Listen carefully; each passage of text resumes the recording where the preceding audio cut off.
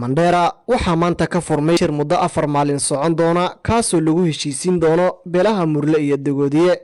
kulanka oo maanta ka furmay howlka dawladda ismaamulka Mandera waxaa ka qayb galay dhammaan madaxda ismaamulka Mandera ee uu hogaaminayay gabanaha Mandera Maxamed Adan Khalifa. kulanka ayaa waxaa sidoo kale qayb ka ah qaar ka mid ah xildhibaanada ismaamulka Mandera iyo mas'uuliyiin kala duwan. waxaa iyaguna kulanka qayb ka odayaasha beelaha Garre kuwaas oo qayb weyn kaga jiro dhexdhexaadinta labada beelood. qaar ka mid ah culimada iyo dhalinyarada ismaamulka Mandera ayaa kulanka qayb ka ah waxayna dhankooda door muhiim ah ka qaadanayaan diminta colaadda ka alowsan degmada Raamo. sidoo kale waxaa iyaguna kulanka ka qayb qaadanaya saraakiisha laamaha amniga gobolka Waqooyi Bari oo dhankooda dhexdhexaadinta qayb ka ah. xiisad dagaal ayaa maalmahan ka alowsan degmada Raamo iyo nawaaxigeeda wuxuuna khilaaf u dhaxeeya laba beelood.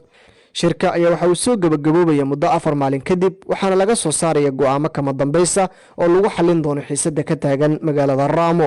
madaxda ayaa ku baaqay in muddada uu shirka socdo aysan dhici karin wax xabada waxayna ku baaqeen in war lagu sugo kulanka iyaguna ku baaqay nabadda. kulanka ayaa waxa uu ahaa mid saxaafaddu ay dibad joog ka ahayd. wixii war oo ku soo kordha waxaad kala socon doontaan idaacadda Dhaawa FM.